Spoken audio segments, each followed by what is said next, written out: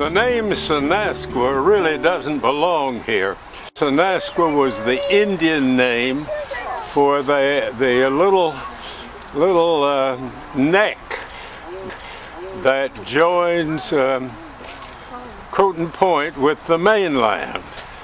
But when we drew up the original plans for what is now Senasqua, we were ready to go out of the door, and George Wallen said, wait a minute, we have to give this a name, and or it'll be called Lower Dock.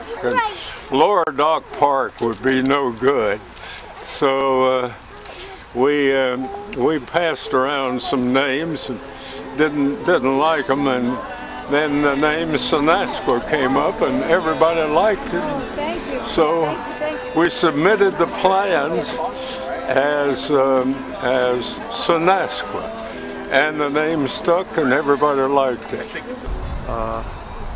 In the past, Earth Days have been village-wide cleanups, and we always met down at Senasqua and then split up and took assignments around the village and cleaned up litter.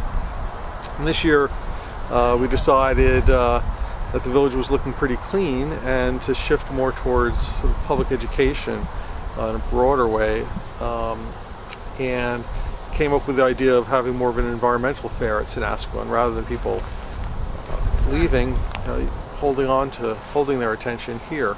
As a kid, growing up in Croton, my family moved here in the late 1950s.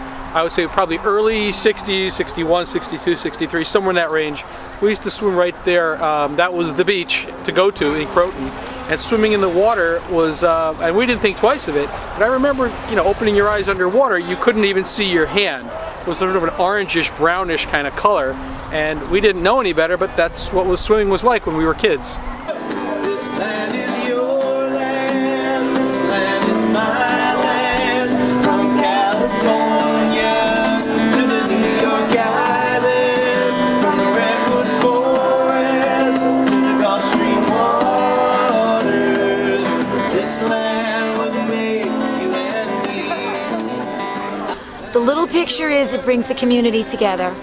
You have people, kids, everybody in the village of Croton and elsewhere in the outer parts of Croton that come together and they want to clean up their community, they want to do something responsible for their village.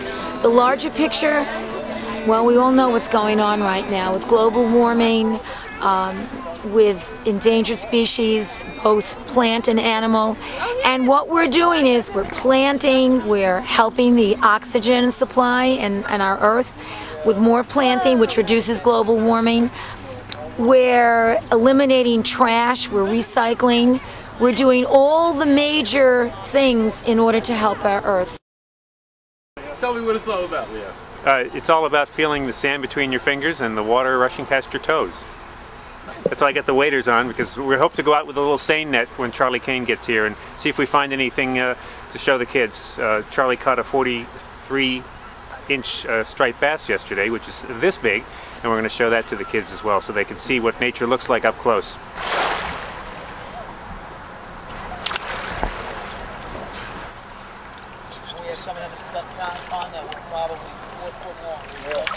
What is he?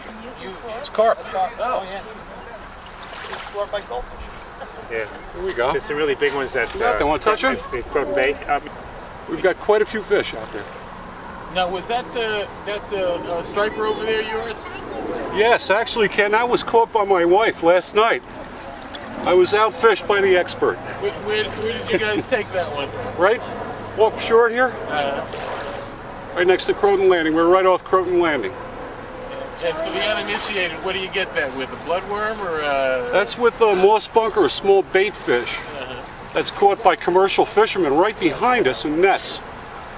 Every day they go out and check the nets. They take the bait fish out, the moss bunker or the herring, and they sell them to Pat Ferris, the Croton Bait and Tackle over on Riverside Avenue. And Pat in turn sells to fishermen. Wow! Is this, what kind of fish is this? This is a striped bass.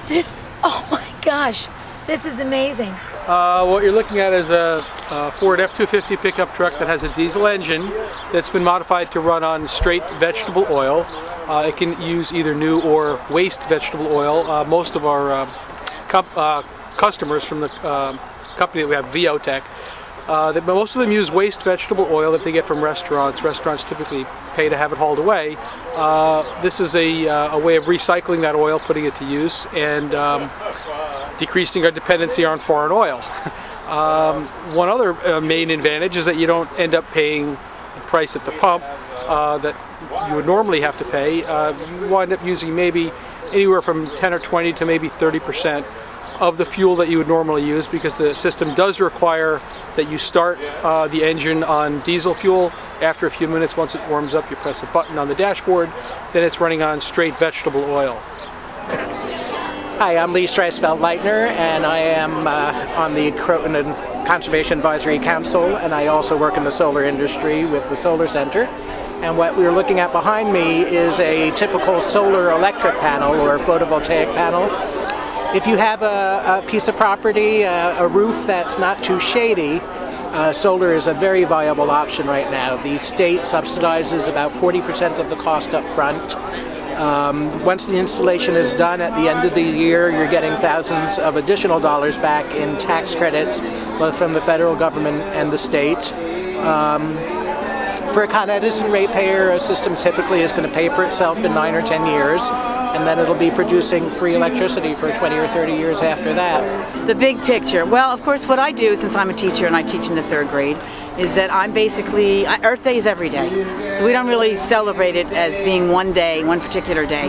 And what I'm doing here in Croton, of course, is I'm really attached to the Hudson River. So when I think about Earth Day, I think about the Hudson and Croton and all the animals, and that we're here as human beings, as people, but people are animals, and I tell my students that. So we're all sharing this world and this earth, and certainly this area in Croton. So what we do is we remind ourselves of that, especially on a day like today, and every day. And I love the idea of celebrating the Hudson River and the earth and Croton. And I love the fact that so many kids came out today, and students that I've had in previous years that I've had over here, and then they just keep coming back, and I just love that. I mean, we're very lucky to have the Clearwater organization so involved with you know, here having their festival in June, and Pete and all the people that are singing, like Fred right now.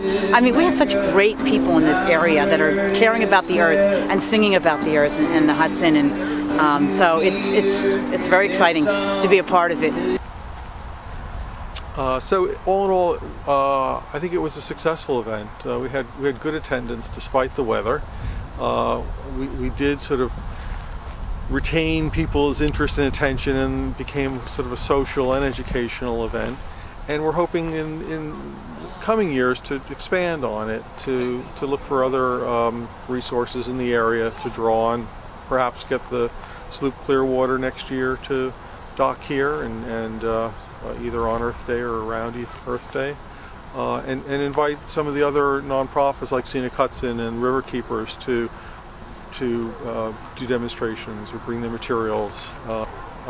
So I think we're going to try to build on this, and it is a nice annual event that people think about and come out to, and we'll still try to continue the cleanup, which we did at Senasqua Park this year,